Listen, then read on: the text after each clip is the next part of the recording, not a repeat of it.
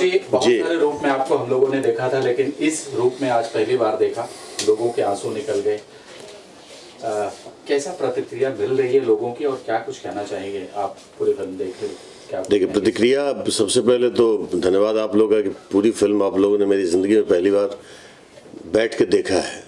उठा नहीं, इंटरवल भी नहीं हुआ फिर भी नहीं उठा। 2 बार कट भी हुआ था, 2 बार कट भी हुआ था फिर भी नहीं उठा।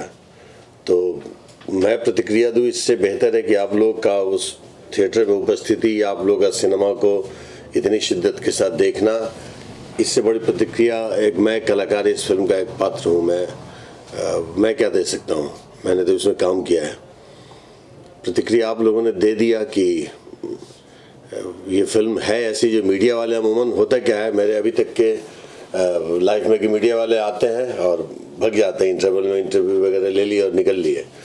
तो ऐसा इसमें नहीं हुआ। ये एक शुभ संदेश है जो सिनेमा इंडस्ट्री में, कि सिनेमा बनाओ तो मीडिया वाले भी बैठ के देखते हैं। पहली बार देखा है। पहली बार देखा। ये जो बोल रहा है पहली बार देखा, शिवा ये तो 2 मिनट ना रुके किसी सिनेमा हॉल में, भाग लेता है। रोया भी। अच्छा, रो भी दिया, बताइए। अब मैं प्रतिक्रिया क्या दूं? अब प्रतिक्रिया तो आप लोगों ने ही दे दिया। मेरे से कुछ पूछिए सिनेमा से। हर प्रोड्यूसर आजकल लालची हो गया है कि फिल्म बनने से पहले सोचता है मेरा बिजनेस हो जाए। आप एक नेत्रदान को लेकर सिनेमा बनाया है। आपने कभी सोचा नहीं होगा इतना अच्छा बजट का फिल्म का अच्छा रिस्पांस मिलेगा? तो दर्शक आज काफी लोगों ने तारीफ किया।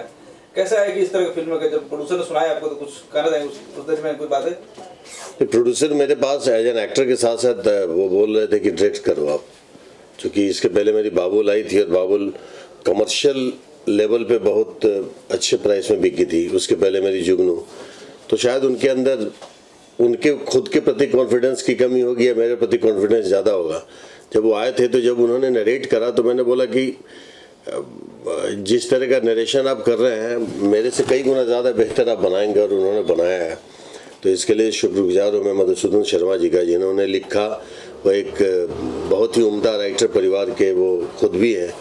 इतने साल उन्होंने सिनेमा में दिया है, FTII से पास आउट है, गुलजार साहब के पास उन्होंने इतना वक्त बिताया। तो जितनी गुणवत्ता अनुभव के साथ साथ उन्होंने हासिल किया, उसको अपनी पहली संपूर्ण फिल्म जिसको कह सकते हैं, इसके पहले उनका जो पार्ट था being a producers, being a writer, कई फिल्में उन्होंने दी होंगी, लेकिन एक डायरेक्टर, एक राइटर और एक पूरी तरह संचालक के स्तर पे उन्होंने इस सिनेमा में जो अपना वक्त दिया है, जो योगदान दिया है, जो अपनी सूझबूझ दी है, ये बड़ी काबिल तारीफ़ है। मैं उनका एक चीज़ का बड़ा फ़ैन था, जो शुरू में स्टार्टिंग में बोला था कि मैंने दीवानगी सिनेमा के प्रति इस इंडस्ट्री में 2 इंसानों में देखी। सर्वप्रथम मैं खुद में देखी। मेरे लिए दूसरा प्यार नहीं है सिनेमा के अलावा। मुझे लगता है कि मेरे से बड़ा खुशनसीब नहीं है कोई जो सिनेमा इंडस्ट्री ईश्वर ने दिया है। तो पागलपन है मेरे में, लेकिन मैं अपने से ज़्यादा पागल देखा वो मधुसूदन शर्मा जी को। तो मधुसूदन शर्मा जी, आपको कोटि कोटि प्रणाम। बनाते रहिए। एज ए विलेन आपको काफी लोग पहले खोजते थे। इस तरह के काफी फिल्में आपने जो अभी आपने किरदार किया काफी टाइम से अभी करना शुरू कर दिया है। अब बाहर जाते हैं कभी प्रमोशन के लिए, तो क्या कुछ रिस्पांस मिलता है लोगों के बीच में? मैं बताऊं, मुझे पॉपुलैरिटी बहुत मिली। पैरेलल टू हीरो मेरी पॉपुलैरिटी रही है ईश्वर की कृपा से।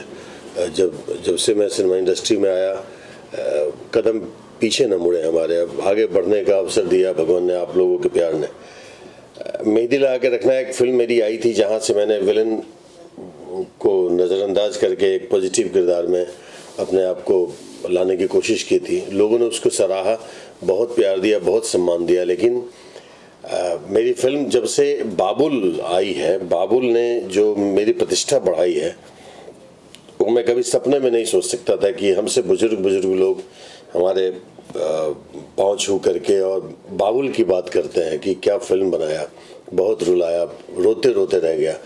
तो केवल ये रोना, देखिए रुलाना रो लेना बहुत आसान काम है, लेकिन रुलाना किसी को वो बड़ा टफ जॉब हो जाता है। क्योंकि हम जब तक फील नहीं करेंगे तो अपनी फीलिंग दूसरों तक हम इम्प्लीमेंट नहीं कर सकते हैं। तो हम रोए या ना रोए, लेकिन बिना रोए रुला देना, बिना बोले लोगों की आंखों में आंसू ला देना, तो ये सब एक्सपेरिमेंट अगर इस तरह की फिल्में मेरी ज़िंदगी में आई हैं तो ही कर पा रहा हूँ। ये मेरी खुशकिस्मती है या लोगों का मेरे प्रति इस कदर का विश्वास है कि मुझे लग रहा है कि अब इस तरह की फिल्में बननी चाहिए और एक मिथक टूटते रहना चाहिए। सिनेमा इंडस्ट्री, चाहे वो हॉलीवुड हो, बॉलीवुड हो, साउथ की इंडस्ट्री हो, कहीं भी हो, कितने मिथक को उन लोगों ने खुद ही तोड़ा है। हमारे यहाँ केवल एक ही मिथक था कि एक मतलब सिनेमा के नाम पे एक प्रपोजल बनता है जहाँ चंद व्यक्ति विशेष के लोगों के लिए सिनेमा बनाया जाता है। खुल के बोलूं कि हीरो के लिए सिनेमा बनाया जाता है, और जब सिनेमा को हीरो बनाया जाए और उसके तमाम किरदार अपने आप में हीरो नज़र आने लगे तो वो सिनेमा की सार्थकता वहीं होती है जो हिंदी इंडस्ट्री में शुरू हो चुकी है। बड़े बड़े सुपरस्टार्स की फिल्में बैठ जाती हैं और छोटी छोटी बीच की गुदगुदी वाली फिल्में चल जाती हैं, इमोशनल फिल्में चल जाती हैं। तो वक्त बदला है, वक्त के साथ सिनेमा भी बदलना चाहिए। सिनेमा नहीं अगर बदलेंगे हम लोग तो वक्त हमें भगा देगा यहाँ से। अवधेश जी, क्या लगता है आपको दादू आई लव यू माइलस्टोन साबित होगा? बिकॉज कि इसमें भोजपुरी में पहली बार ऐसा देखा गया कि नसरुद्दीन शाह और इस तरह ओमपुरी जैसे दिग्गज कलाकारों का झलक दिखा अवधेश मिश्रा में। क्या लगता है आपको, माइलस्टोन होगा दादू आई लव यू? झलक क्या, वो लेजेंड लोग हैं, उन लोगों ने अपने कन्विक्शन के साथ जो किरदार किया है। तो मैं एक अभिनेता के तौर पे मेरे कन्विक्शन के साथ जो हो पाया मैंने किया, जो कैरेक्टर का डिमांड था, एक दादा और दादा वो भी रिटायर्ड फौजी, तो जो बॉडी लैंग्वेज वगैरह देखिए, हम कुछ भी करेंगे, बड़ा खुल के बात बता दूं, हम सब लोग बोलते हैं कि आपने किरदार बदल दिया। मैं रहूँगा अवधेश मिश्रा ही, उस किरदार में अपने आप को ढाल करके उस चीज़ को बिलीव करवाने की कोशिश करूँगा। तो मैंने वो किया है, एक दादा जो रिटायर्ड फौजी है। और इस तरह की कई फिल्में हमारी, अभी ये दादू आई लव यू, मेरे पापा है, इतनी सी खुशी है, या और भी कई फिल्में जो बन रही हैं। लेकिन उन सब में दादू आई लव यू इसलिए विशेष है कि एक बहुत बड़ा चैलेंज था हमारे निर्देशक महोदय के कंधे पे और तमाम कलाकारों पे, स्पेशली मेरे और वो बच्चा जो हनु, जो आर्यन नाम है उसका रियल नेम। तो बहुत बड़ी जिम्मेदारी थी कि हम दो लोग कैसे लोगों को 2.25 घंटे 2.5 घंटे बांध के रखें। और इसमें बहुत कम बोलना भी, यही नहीं कि बड़बड़ बोलते रहना, बहुत कम संवाद भी है। जब संवाद हो तो आदमी चलो कहीं ना कहीं से इधर उधर इन्वॉल्व होने की कोशिश करता है, लेकिन बिना बोले सब चीज़ को लॉक कर देना वो बहुत बड़ी जिम्मेदारी थी। मैं जो आर्यन है, एक ऐसा कोहिनूर मिल गया इस फिल्म में जिसको लेकर के खेलने में मज़ा आया। मुझे एक को एक्टर के रूप में जो बच्चा मिला उसके साथ कैरेक्टर प्ले करने में आनंद आया, और उसमें उसका योगदान यही मानूंगा कि उस बच्चे ने अपने आप को समर्पित कर दिया था, मेरे हवाले कर दिया था। हम दोनों एक दूसरे में खो गए थे, उस बीच में कोई दुनिया नहीं, ना उसके मदर फादर, कुछ नहीं। हम दोनों एक दूसरे के दादा पोते ही बन गए थे और एक दूसरे में ही समाहित होते थे। सीन सुनाया जाता था डायरेक्टर साहब के द्वारा और उसको हम लोग अपने जीते थे, इम्प्रोवाइज करते थे। मतलब आप इसमें देखेंगे कई जगह उस बच्चे के होठ पे भी मैंने किस किया हुआ है, उसने भी मेरे होठ पे किस कर दिया हुआ है। मतलब कोई पर्दादारी नहीं थी, कोई कलाकारों की बातें नहीं थी, एक रिश्ते में ढल जाना वो उस फिल्म की बड़ी खासियत है, जो मैंने भी फील करा कि अगर शायद इतना सपोर्ट एक को एक्टर का नहीं होता तो नहीं मिलता। बाकी दोनों जो इसमें और किरदार हैं, हमारे 3 और किरदार हैं। एक है मिंटू भाई जो अजय सिन्हा जिनको बोलते हैं, उन विलेन का थोड़ी देर का एक पोर्शन उन्होंने बहुत स्ट्रांगली किया। टंग जो है, जो महेश आचार्य जो है, वो उस कॉमिक किरदार को लेकर के लोगों को काफ़ी हंसाया। अनीता रावत जी हैं जो इसमें एक सुमन का एक बच्चे, मेरी ज़िंदगी को हैप्पीनेस देने के लिए बच्चा मेरी ज़िंदगी में मेरे पास्ट को लेकर के आता है, वो पास्ट है वो सुमन। वो चंद पलों के लिए आए, उन्होंने बहुत अच्छा साथ दिया, अद्भुत काम किया है। सब कलाकारों ने बहुत अच्छा काम किया और सब कलाकारों को बेहतर काम कराया है हमारे इस फिल्म के जो संचालक हैं, जो डायरेक्टर हैं, जो राइटर हैं, मधुसूदन शर्मा जी ने। बैकग्राउंड म्यूजिक हो या कुछ भी हो, खामी है, मतलब ऐसा नहीं है।